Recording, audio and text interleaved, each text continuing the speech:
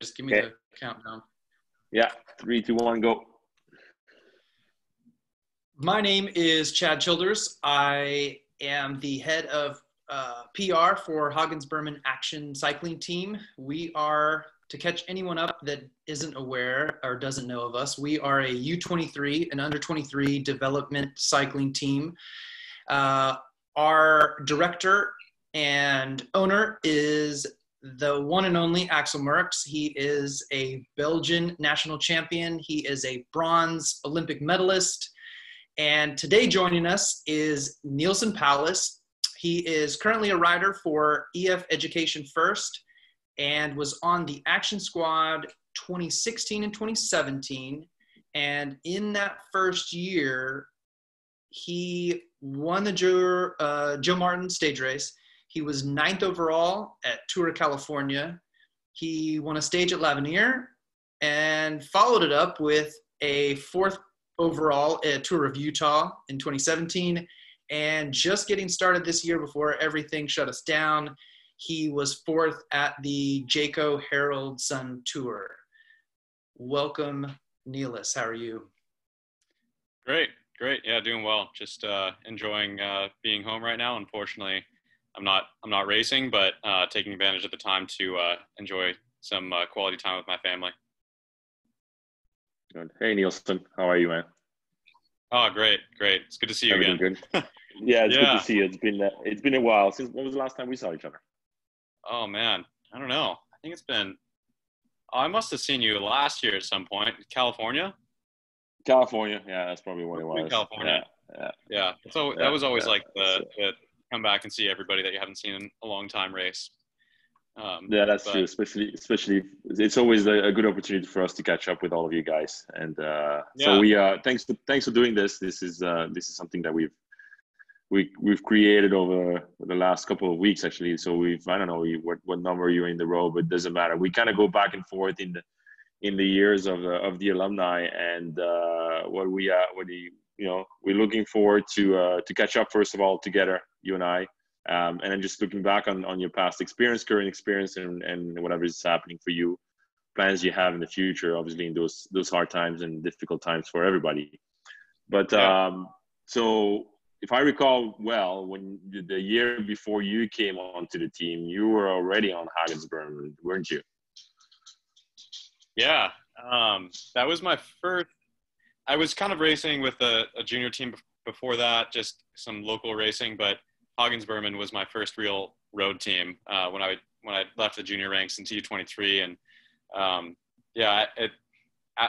that year I think was the last year that Hagens Berman was around as its own team, and then later on became one with Action, and then became Action Hagens Berman, now Hagens Berman Action. But yeah, it was a great opportunity and like a great team for me to start with on the road side, because one of the directors of that team ended up being my coach, who's still my coach to this day, Todd Harriet. And luckily I was able to take advantage also of the I guess you could say a merger at the end of that season with Axel's team and Hagens Berman. But in the beginning of the season, I was just happy to have a team to race for, and I was sort of just trying to decide if I was going to be a runner or a cyclist. And when I sort of got approached by that team and was presented with that option, I decided to try and give road cycling a try, and just went that route. But it was a great avenue and a great way for me to just get some races and spend some time in Europe, but also race quite a bit in America with that team. And then, in the end of the season, eventually make the switch to Axel's team, to your team. So when if I recall, I could be mistaken, but you were more a mountain biker growing up, before going on the road, or what's your background actually? Yeah. Your athletic background, let's put it this way. Yeah, pretty broad. I guess the thing I did the most when I was growing up was triathlon, and some road triathlon, but a lot of off-road triathlons. And that was kind of why I sort of gravitated towards mountain biking when I got into high school, is also because of the NICA, NorCal High School Mountain Bike League. They had a lot of opportunities for me to race mountain bikes in the area, and I mean, there were guys racing in NorCal that were actually racing in World Cup events in Europe, and so if I thought that if I like performed well in those races, then I might be able to race in Europe, because if you can race better than the riders that are already on the national team, then maybe they'll pick you up and bring you to Europe. So when I was in high school, it was mountain biking, previously triathlon, but I guess when I started getting more serious about athletics, it was like pretty mountain bike focused. And then towards the end of my junior years, when I was 18, I guess I sort of started to realize that I didn't think that there was going to be much of a profitable career in mountain biking. I loved it, but you know, I was top 10 in World Cups, but I mean, really only a couple guys at the very top in mountain biking are you know, making a decent living off of it. And I don't know, I just thought that road cycling looks really amazing. And so I started to sort of set up a plan of switching to the road towards the end of my junior years, and Hagens Berman was sort of that plan before it became Berman. Yeah. So what was the feeling coming onto the team? I mean, I know you know, like the let's say the I wouldn't say the weight, but the talks before, you know, signing the contract and coming to the team. I mean, 2016, so we were already a few years on the go. So we've established quite already kind of a row of alumni that came before you and you know, established some results internationally and on the junior ranks. Or when you start road racing, what was your perspective? What was the image that you had of the team outside of the team? And then what was the image of the team that once you were within the team that I mean, I wouldn't say shock you, but like surprised you, or what did you think overall about it? Yeah. I mean, even, it's kind of funny, even from when I was pretty young, I think like all the way back from 2010 or something, I knew that, you know, Axel's team was the team you wanted to be on if you wanted to go into the world tour, especially if you were an American. So it was just like bike shop owners told me that, just like local riders told me that.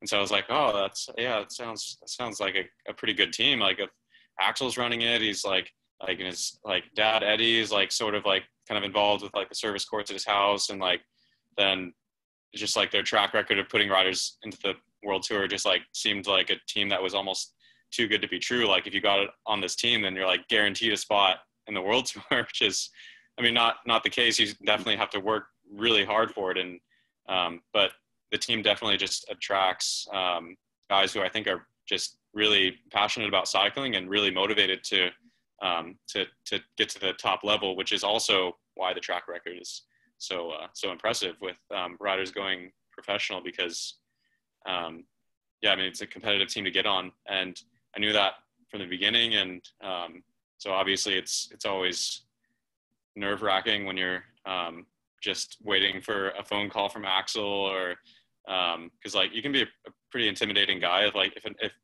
I didn't know you at all, like you look like you could be pretty scary, but you're really nice and like you're really like funny and like super easy to talk to. But you've kind of just like got that persona, that vibe that's just like kind of like, I don't know, like big Belgian guy, like you're still just like super ripped and like yeah, and like you're running this team that's just kicking butt all over the place. But yeah, so I guess towards the end of 2015, I was like not really sure what I was gonna do. I was enrolled in college here in Sacramento, and I was like not really sure if I was gonna be able to become a cyclist, like if I was going to be able to pursue cycling as hard as I thought as I wanted to, because I think towards the end of that year, Hagens Berman had like the team had told us that they were going to be merging with Action, but they weren't going to be taking all the riders, and it was going to be like very limited. There's like no guarantees with that, and so I was pretty nervous. And then I think that same year, Cal Giant was going away as well. So I was like kind of nervous that 2 U23 teams were kind of folding or going away. So I thought it was just going to be a super competitive slot to try and get onto to Hagens Berman, or onto Action Hagens Berman, your team. But yeah, it was a pretty nervous period towards the end of the year because I remember hanging out with Colin as well, Colin Joyce, and I remember him getting a phone call when we were like at the river one day, just like hanging out and just after nationals, and like he's like, Axel just offered me a contract, and I'm like, oh man, because I'm like, all right, there's one less. I was happy for him, but then I was also just like, oh man, this is getting. I haven't had a phone call from him yet. Like maybe I won't get one, but yeah, I guess it was in the end of September is when he rang me up and asked me if I wanted to be on your team, and yeah, it was a massive confidence boost for me, and like I was just jumped on it right away. I was so happy, just like jumping up and down that like that you wanted me on your team, and that I was going to have the opportunity to be on the best U23 team in the world, and the team that I'd like grown up hearing about is like your ticket to the world tour if you can do it right. And yeah, and I mean, when I got onto the team too, it was pretty much just how I expected it to be. Like, I don't think it really surprised me, apart from just like how like well the team was run and like how streamlined everything was.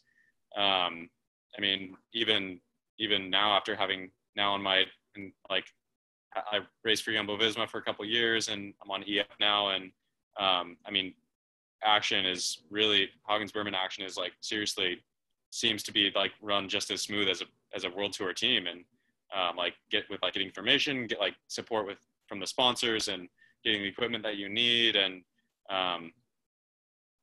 it's just like a fun group of guys as well, because everybody's really really like committed, and really like, I don't know, it's a pretty unique situation when everybody's the same age, kind of going after the same goal of becoming professional, and just creates a really, really amazing environment of just, you know, like pretty competitive environment, but like everybody sort of pushing everyone else to like get the most out of each other.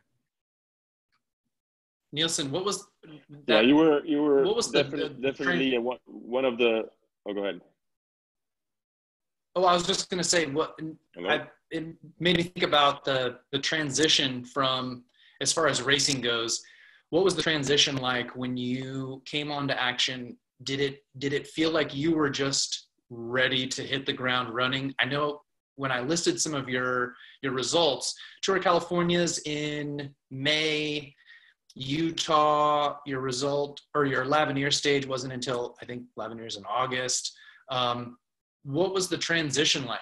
Were you just ready to, training wise, everything just ready to hit it, or did it take a little bit of time? What was that like for you?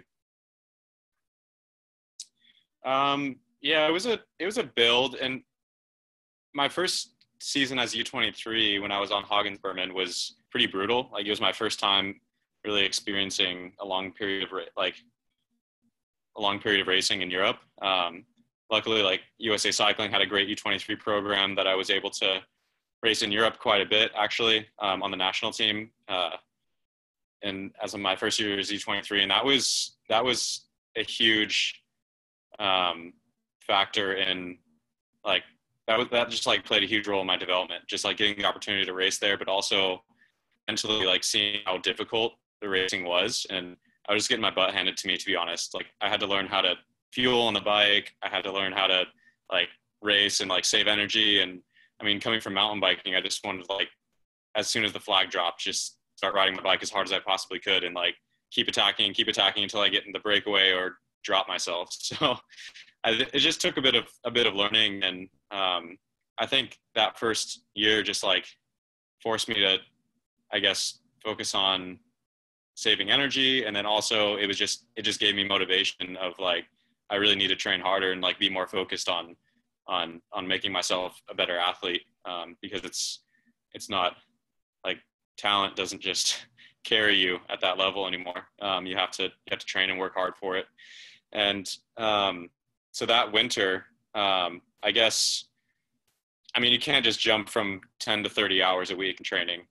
You can't just like make huge jumps like that. So I had already been improving the mileage or upping the volume from switching from mountain biking slowly all throughout that first season. But I guess that winter, I just kind of put my head down and realized that I needed to make a lot of progress, and just kind of, I don't know. I mean, I was pretty young, and I was just very eager to get better. And I stayed at a friend's cabin guest house in Tahoe for 3.5 weeks in December, because I heard that altitude camps were good for cycling, but it was like snowing most of the time. So I was on the trainer almost every day, and then like driving a couple hours, like 2 times a week so I could ride outside. And just That's countless amazing. drives in the snow, like putting chains on and off, just because I knew that I wanted to do an altitude camp, because I heard it was going to make me better. And I wanted to show up to like team camp in the beginning part of the season, like, and like essentially prove my spot on the team and show that, that I like deserved to be there essentially. And that was really my main goal, was just sort of working hard that winter and just trying to improve myself just like day by day kind of thing, and think about different things that I could work on. And I was taking a nutrition course at the time, so I was like getting better with my diet. And I mean, I don't know why. I mean, just, I don't know, I guess I was just in a mind state, like mental state, where like being alone in a cabin in the snow for 3 weeks didn't really affect me. But because looking back at it now, I'm like, why did I do that? That was crazy. Like, I was riding the trainer like almost every day. That's brutal. But no, I don't know. I guess in the moment, I just thought it was a good idea. I thought it was the thing I needed to do. And but I guess it worked. It set me up pretty good for a strong early part of the season. And I felt good throughout the year. And I think it was just because I had a pretty good base coming into the season. But yeah, I mean, constant communication with my coach, just talking about what things I can work on, and just thinking about how I can improve my diet, and just making sure that I'm recovering well and training hard. And yeah, it just kind of worked out, I guess. Yeah, no, I mean, you were definitely one of those guys coming onto the team, you know, like with no, and I mean, you just said it in your comments about that first year you were U23 with no huge results, you know, as you were Right. getting used to the distance and stuff like that. But Yeah. I looked at you more as a 2, 3, 4, maybe even 4-year program, like project kind of thing, you know, like here's a kid that has obviously, you know, quite good numbers and is solid, and then and comes to the team and might need 3 or 4 years just to figure it out. And then, you know, you start hitting the races, and you hit them so hard that, you know, I remember having a conversation with you at training camp at the beginning of the season, and we discussed the schedule. And obviously Yeah. everybody wanted to go to California. And then I was like, Yeah. well, you know, the spots were hard to get to California. I mean, when you look at our team that year, you know, I mean, I look at the list of that year, and I think 3/4 of them are World Tour riders right now. So that's how tough Yeah. it was basically to get onto the roster. But I mean, you kept winning races. You know, I remember Jeff was the first flouter. It was one of the first years that he works for us, and he was doing the race in the US, and we would talk almost every day. And he's like, yeah, I mean, Neilson is just killing it right now. It's just like, you were like you really looked like you were like an old rider that had it figured out. You know exactly what you were doing. You were so strong. You were winning races, and I think you had good results, Mm-hmm. but you have also an environment that you felt confident in, and that really transparent into your blossoming into the rider you became. And obviously I was sad to see you go after 2 years, and also surprised to see you go that fast, you know, because I mean, those results speak for themselves. And once you get you know, you could really tell that you were one of those guys that you needed the confidence boost to perform. And Mm-hmm. you had the right environment, the right teammates also, because I think, and so that's one of my questions that I relate to you. You come on the team and you have some, you know, solid guys and solid riders, and a lot of those guys win races and are competitor, your competitor realistically. And then you come into a team where like it's not only one guy, but it's the whole team that can win. So how was that actually to deal with, to have that aspect of, yes, we are one team and we race together, we're friends, but at the same time, I want to win too. So how was that to juggle, especially being a rider like yourself with no real results coming into the team? Yeah. I mean, it is a tough situation that like most U23s are in. I think about you're cyclists and you don't want to make your teammates mad or your team mad by racing selfishly, but then it also does feel like you're all trying to essentially compete for the same spot on a World Tour team, because I mean everybody at the end of the day wants to get a result so that they can show a professional team that they're worth it. But in my personal opinion, I think it just helped everybody get to a higher level, which is why we won so much that year. Is because, I mean, even at training camps and altitude camps and at the races, like there was sort of always like this general idea of like knowing who was better at that time, but most of the time the tactics we had were fairly open for a rider who was just physically stronger to become the protected rider. And luckily we also raced in plenty of races with World Tour teams in 2016, so that we didn't really have to like just burn guys to just stay in the race, because the onus was off of us to really control races, and we could take advantage of that by just having more numbers towards the front and letting the stronger riders sort of seed themselves in the first couple of days. And I mean, in 2016 in particular, though, I remember that we were doing those axes on the top tube for wins. And I mean, it sounds kind of silly, but that was like a huge motivator for me. Like the more wins you get, the more axes you get on the top tube. And I don't know, it's kind of like similar to how football teams like do footballs or helmets on their stickers on their helmet for like touchdowns or completed passes or something like that. Like we had axes for wins, and it was aside from just like trying to get results and the competitive nature of racing, like we just wanted to see what would happen, like, or we wanted to like have a competition amongst us of who could have the most axes on their top tube. And it's just like little things like that I think really helped with like just keeping our competitive fire like raging like all year, because then we were like, yeah, I don't know. I think at one point we were talking about like, oh, I think we should like make like an award for who gets the most axes at the end of the year. And then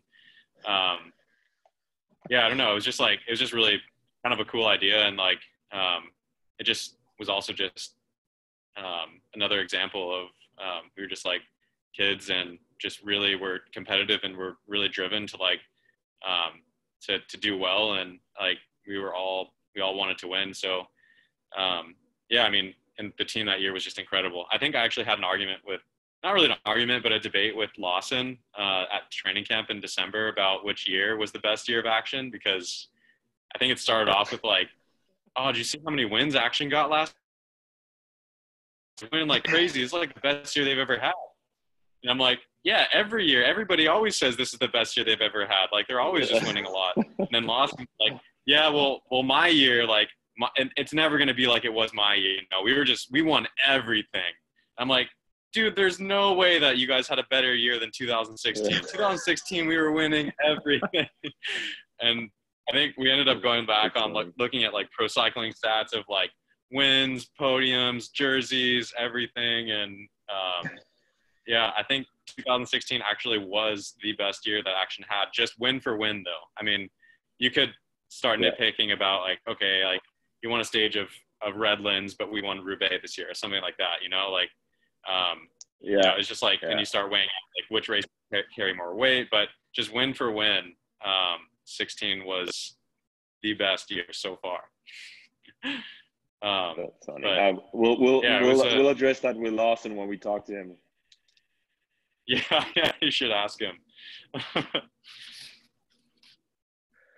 I'm sure knowing Lawson, he probably argued. Did he actually ask how many axes you got on your bike compared to him? Because I'm telling you, man, I mean, we'll hear it when we're going to talk about it, because we haven't talked to Lawson yet.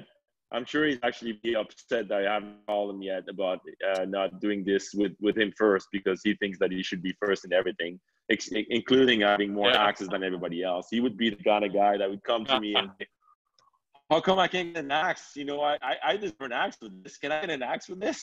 So it's like, it's kind of funny that you, it's kind of funny that you guys end up in the same team and then you still argue about what year was the best one, where you 23, you know, the team that you were both part of. That's kind of a, you know, like a football player looking back at the college year and say, well, that college is better than this college because we, you know, we did more of this and that. So that's funny. Do you still when you go through the world tour and you see riders, not necessarily teammates that you've had or that came through the program, are you more tempted to go have a chat with them, talk to them? I mean, not necessarily Americans, but overall, just to see, hey, what's new with the team or what's going on there, or have things changed or anything like that? Yeah, you're talking about with like the other alumni. Yeah, definitely. I mean, it is kind of strange, even if I had like never met one of them before, it does sort of like make you feel like you have a bit of a connection with that person. Just like, it just does make it seem like it's easier to go up and talk to them because you did come through the same team. And I mean, the team's atmosphere is like slightly changing all the time based on the riders that are on there, but like the essence of the team is always the same. You know, it's just like I think everybody who came through Action just like loved the time on that team and just had so much fun. And it was just like a super energetic, competitive atmosphere, and everybody was just like always having a lot of fun. And I think that just knowing that other person also went through that same team and had a lot of those same experiences with you, and like had the same directors and the same massage therapists, all this stuff, like it does make you feel like you know that person, even if you don't at all. And yeah, I mean, I think when I was on the team, it was definitely like when I was with Action, Hagens, Berman, 16 and 17, like other guys would, like alumni would come up to me and talk to me in the race and like give me a bit of advice, and that was really nice. But then after the fact, like now that I am one of the alumni, specifically to the riders that I was teammates with at that time, like I still keep up with them quite a bit, and I'm like currently teammates with a lot of them. But even before that, like, I don't know, like it was kind of funny. Like when I first moved to Girona, I think I originally moved into Stuyven's apartment that he had moved out of the previous year. And like I had talked to him about that a little bit in like some races, and then we talked about like his time on Action and stuff, and like I probably would never really had talked to him or like gotten to know him a little bit if we hadn't been a part of the same U23 team. Yeah, it was it is pretty nice, like when you're in another race, like I'll pretty much know when there's another Action alumni in whatever race I'm doing, even if like sometimes the group, like even if you go to a race that's like 200 guys, like sometimes you don't even know half of the guys that are in the race until you are racing with them. But yeah, I mean, with the other alumni, it is like kind of feels comfortable, or feels kind of nice when there's one or two others that are in the race with you, like apart from on your own team. Just because, I don't know, you feel like you kind of know that person a little bit better and you can talk to them a bit easier, I guess. Neilson, I'm curious. I feel like I always ask the other guys. I'm always interested in the transitions and what you all go through, since I've never been through it, but I have been to, I went to university and then I went to law school. So I know what those transitions were like. What was it like leaving Action for, I think it was Lotto Jumbo at the time. What was that transition like? Was it hard? Did you feel, and I know later on, just to kind of add a little bit more, I know later on I read an article that you'd mentioned in moving on Jumbo Visma to EF, that the appeal was largely U.S. team, a lot of things back at home and in people and environments and whatnot. So I'm kind of curious what it was like going from Action to Lotto. Yeah. I mean, in the beginning, it was definitely just pure excitement of like getting to race in the World Tour. And my first couple of races, you know, it was kind of like some of the early season Spanish races that we were kind of just like working for a sprinter, and they were tough. But I think the overall feel of the peloton was a little bit more relaxed in that early part of the season. And I didn't quite realize that yet. So the first couple of races, I was like, oh, this is great. Like, I'm like in the races, and I'm like helping the sprinters, and like I'm helping our sprinter, and like helping Primoz or whoever in the early first couple races. But then as the season progresses and you move on towards the spring, like week-long World Tour races and races like Basque Country, then you realize what the pace of the peloton is, because it's a pretty big difference. And then that was pretty eye-opening. I don't think that I was mentally prepared for that. Like, I don't know, like I knew it was going to be hard, and I knew I wasn't going to be like winning races. But I'd say like that first season, after those first couple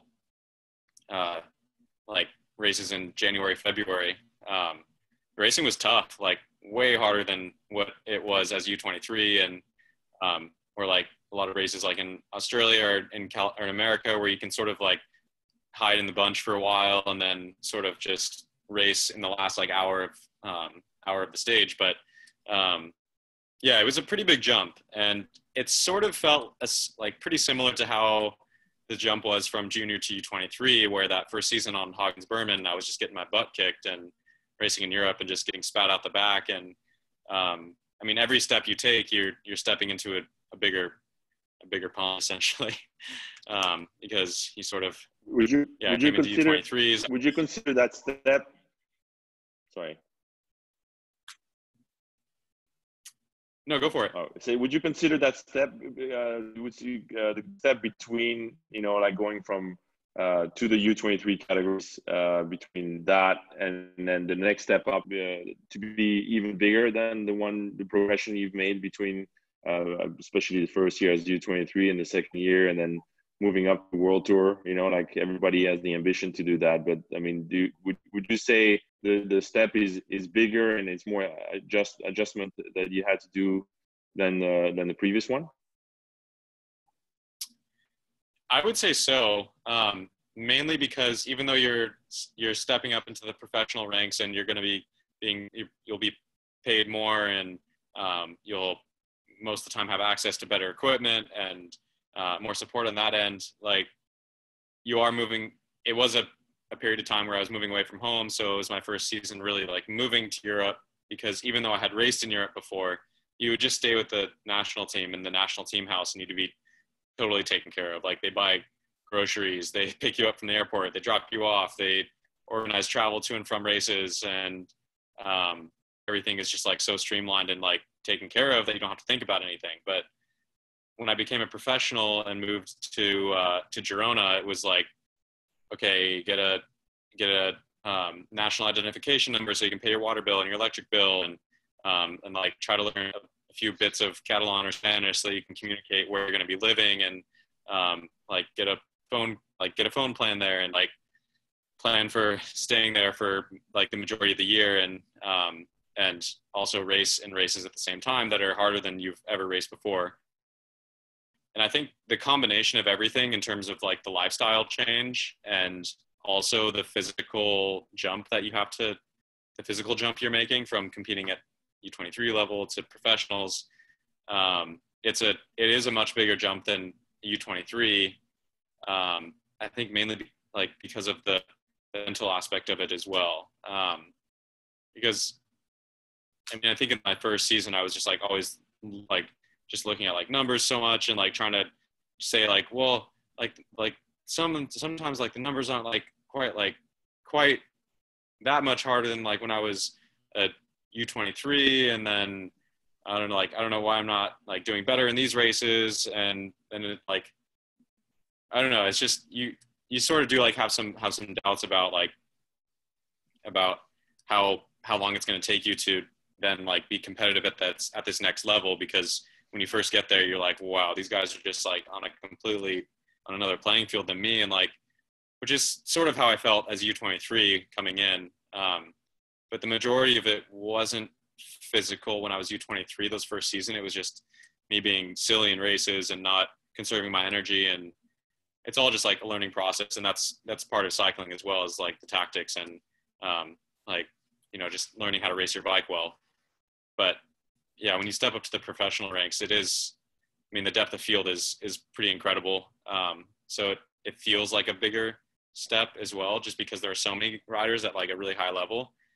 But, you know, then it just kind of has to turn into a motivation of trying to get to that same level that they're at, and figure out where you can make improvements, where you can get better, and the ways that you can make your life a little bit more streamlined when you're traveling and when you're in Europe. And then I guess, like, you know, second season coming back, I started just racing much better after I had already gotten everything organized in Europe, and just learned how professional races are raced, because they are just the way that the teams operate and the way that the teams execute tactics is different than they are in U23s, I think, because everybody's so confident as a professional too about what they can do. So the tactics are a lot more, when it's hard, and when it's easy, it's easy. Like when it's easy, and when they decide to go hard, like it goes really, really hard. And there's never like a sort of just like attacking, and then maybe you kind of get into a group that you might be able to get a result from. I think it's a lot of the times when teams are confident, they can try to make it more of a predictable race, and then it becomes just physical of like, can you be with the best or not? But yeah, I mean, I would say the jump was bigger for sure. But I think it's because there are so many other factors it's a big step with that. Yeah, I mean, it's also the fact that, you know, it's all the best U23s in the world that just are into a big pot of riders that have made it for over the years, for the last 10-15 years, and they stay there, and those riders get better year in, year out, and you know, the turnover is pretty fast. I mean, the feeling that I have is even now more so is that you know, already the juniors are better prepared to come to U23 they were. Because, you know, there's programs out there that are giving a lot of support already early on. USA Cycling is doing a great job with their junior program for sure, and developing those. I think the mental aspect is very important also, that you mentioned that, especially for an American that, you know, has to move across the world. And that's the area that is actually the most challenging for us. And still now we're trying to incorporate that somehow in encouraging our riders to go to Europe, and I wouldn't say to kind of figure it out themselves and then to help them or give them some work where they can figure it out themselves, but at least have them that give information or that experience that, you know, let's go over there for like 2-3 months, but try to get your own pace, or at least an environment that you can start figuring things out. Also, that if you are actually becoming a world tour rider, you kind of semi-prepared. You know, those are all like evolution that we've had on the team, and that I've learned also from guys like you that, you know, that did the step, and hear back at your comments on that. It's always valuable. Just stepping forward a little bit now about the nowadays, but then also like looking back and where you are now. What brought you where you are, and what's your ambitions moving forward? I know we should be going back to racing pretty soon, and hopefully very soon for you guys, because I'm sure you guys are eager to get some racing under your wheels. But what's your goal for the next few months? Oh man, yeah, it's pretty tough. I haven't really received like a solid schedule for my program for these 3 months that the season's going to be crammed into. But I think it's just what I'm expecting is just 3 months of racing, and it'll be pretty tough. Like especially if you do a Grand Tour, it's going to be quite a bit of racing back to back because the teams need to fill the spots in all the races. So essentially, I mean, right now I'm just definitely training pretty hard to try and be as fit as possible because there's not going to be a lot of time to sort of build fitness. You kind of have to come into it knowing, I guess honestly, like pretty close to peak because, I mean, unless you're doing, Giro is the last Grandy this year, but yeah, it's a 3-month season, and sometimes guys would take about 3 months of racing to reach their fitness goals. So it's going to be tough, but yeah, I'm doing my best to try and come into the season as fit as possible, and try to snag a few results or help some teammates get a few results. But it's always hard for a rider in my position who's not yet at the point where they're being told like you're like leading this race. You're leading, like the guys that are leading a Grand Tour, like Uran or somebody they've been told they're leading the tour, like they can really focus in on that goal of like, I'm doing the tour, I'm going to do everything I can to win the tour. But a rider that's kind of in my position is more just making yourself as fit as possible, and then trying to fit yourself in whatever role the team really needs you to be in, and executing that role as best as possible. And like, for example, last year it sort of just became trying to help like our GC riders in the mountains, and that would open up opportunities for me if I did my role so well that I would be there late in the race to where I actually could do something for myself that was also helping my teammates, just by having numbers late into a race. So, I mean, I'm sort of going after that same model of just being as fit as I can, so that hopefully I can be a valuable climber for the team for whatever role they need me to be in, whether it's trying to get a result on in a general classification or a stage, or just being a super climber domestique, because I actually enjoyed that role quite a bit last year, especially in the Vuelta. It can be pretty rewarding. So it's more motivation when you ride and you know that your leader has a chance to win the overall and to get the great success. It always helps also to be into that situation. So I can see how you can fit very well into that role. At the same time, still having your chance whenever your opportunity Mm-hmm. will be there. Just kind of jumping back and forth, but I want to ask you. So your sister is racing on Team 2020, Shayna. Were you the one that inspired her? Were we inspired her to become a cyclist? Yeah, I think a bit. We've sort of always inspired each other growing up. She inspired me to race mountain bikes because she was the first one doing that, and she went to race in Europe before I even entered before I even thought mountain biking was a thing that you could do internationally. And she got me into mountain biking, and we sort of did that together for a few years and went to the same World Cup races a couple times in 2013, 2012 and 13. We even raced like the same World Cup events. But I think in 2016, when she saw me like starting to do well in road cycling after switching from mountain biking, she's like, well, that looks like pretty cool too. So I think I probably did inspire her a bit to get on the road. At least she's told me that she was pretty motivated by the success that I had in 2016. And yeah, luckily she's been able to become a part of an amazing team in American women's team 2020. So yeah, she's definitely enjoying it and having fun, and still rides her mountain bike a bit, but I think I converted her to a roadie. Nice. So are you guys training together? Are you guys hanging out? Are you guys what are you able to do that still or no? Yeah, a bit. She lives out in Florida and I live in California, so it's pretty rare when we do get an opportunity to like spend time together and train together. But for example, this last January, not this January, but the previous January 2019, she came out and actually spent a couple weeks with me in Girona, and was just she wasn't doing a race in Europe. We just like saw it as an opportunity to like, my parents were coming out, we had my sister come out as well, and we could do like a little bit of a family vacation, but also me and my sister could ride together, train together a bit. And she was really strong. Like I hadn't really trained with her in a few years, and I wasn't sure how she was going to last on like I think we went on like a couple 5-hour rides, and like she was hanging in there, and I was like pushing on it too.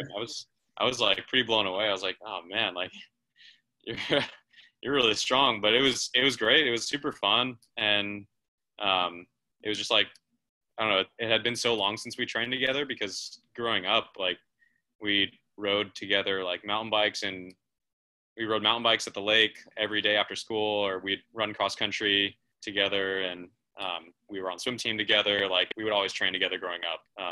So it was really fun to sort of get back into that a little bit and spend some time with her and just kind of feel that sibling rivalry a little bit of pushing each other in training. So would she be your pick if you had to do a mixed two-man time trial, two athletes time trial? Would you pick your sister? Yeah, she'd definitely get me to get the most out of myself.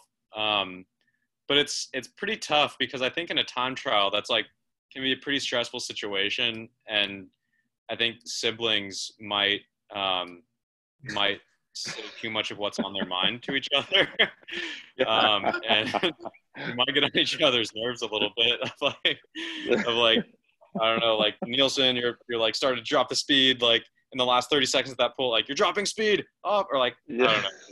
She might start getting mad at me about something, and that wouldn't be the best for a time trial. But I don't know, maybe Dirty Kansas not Dirty Kansas, sorry, Cape Epic one year. She raced it last year with a family friend, and they were there you go. third, I think, in the men and women's. So nice. Yeah, they did pretty well, and I don't know, like they even led it. They were leading at one point, but yeah, it would be like a really fun idea to do that together. But yeah, I don't know. We might have to test the waters like on a little training time trial. Well, I know you guys. I know you guys are a tight family. You know, I know that. I know I've seen your parents many times when you were on the team, and your sister too. So I know you were a tight family, and I'm sure there might be some words maybe during the ride, but after the ride, I think you guys are pretty tight. So I can totally see that, and I'm looking forward to see that one year. You will have plenty of time after your career. You still got a few more years to look forward to. I always ask that question towards the end, and to all of the guys that we interviewed before, like if you run into a junior, if you run into a young kid that wants to come to the team and or is about to come to the team, what's the one advice that you would give him about maybe not necessarily the team, but cycling in general, going to a category or into that direction of your life? Yeah, I mean, I would just say focus on self-improvement. Don't like compare yourself to like the rate of improvement of other riders, because I mean, I think that was kind of something that I struggled with for a while, was just thinking that that improvement is sort of like an exponential growth, that you'll just like keep getting better and better and better. But it's more, you know, there's valleys and troughs, like there's peaks and valleys. So yeah, I mean, it'll come around if you just stay positive and focus on making yourself better with like nutrition and training, and just focus on yourself whenever possible. Don't think about really too much about what other people are doing, or what you think you should be doing, but as long as you're just sort of improving yourself and thinking about how you can make yourself a bit better each day, and focus on your own improvement, I think you'll have a much more prosperous career than if you sort of like model your own path off of somebody else. So yeah, just Nice. focus on yourself and don't worry too much if you're having a string of low fitness or just not performing as much as or not performing as well as you think you should be, because I mean eventually it'll all come around and then you'll look back and say that was silly that I was so stressed out about that. So yeah. Cool. Well, I think we've used a lot of your time already, and first of all, I would like to thank you for the time. I know you were traveling a little bit, but it was always good to catch up with you. Yeah. And as you know, thanks for everything you've done for the program. Thanks for everything you do still, and Well, thank you. from the bottom of our heart, thanks for everything, and good luck for the next few races in a few months, and hopefully you'll get the race very soon, and defend the colors of your team bright and powerfully like you always do. So thanks for your time, Neilson. It was good to catch up. Yeah, thanks, Axel. Yeah, no worries. I've one more thing. So considering that in the past year or so, EF has done a pretty cool job of spreading out from not only just road racing, and knowing your background, what are the chances, maybe not this year, but what are the chances we see you at a Leadville, Dirty Kansas, BC bike race or something crazy next year? I mean, I'd say pretty high, depending on allowances for that sort of thing. With everything that's going on, like I was already sort of looking into the alternate calendar before coronavirus shut everything down. And I mean, yeah, I bought a mountain bike, a Cannondale mountain bike this last winter, and I've been riding it like once a week, or just like getting out on the trails and keeping my technical skills up. And cool. Not quite what they were before, but I'm working on bringing them back to that level. I can't just like jump into something like that. You know, I gotta work on it a little bit. And I scared myself a few times, but okay, we don't need to tell the team that. That's right. It'll just be between you, Axel, and I. Yeah, it's not like nobody's public. Yeah, nobody's gonna listen. Yeah. No, pretty high if they start bringing those races back on. I'm definitely gonna be my eye on it. Yeah. Awesome. Well, just one thing, just keep it in your mind. There might be a gravel race being added, maybe actually at the end of this year, but probably next year. Really? Here in Canada, and so we're looking into organizing something. Sorry. The old Penticton gravel grind. Yeah, you know, like we have a pretty cool name, but we'll announce it soon enough. And if you keen, you know, we'd love to have you. But we'll be in touch about that later. Sounds like a lot of fun. Whoa! Like breaking news alert. Yeah. We'll see. Yeah. Okay, Neilson. Well, thanks very much, and say hi to your whole family for me. Yeah, will do. Thanks for the time. Thank you. Take care. See ya. Later, guys. Bye.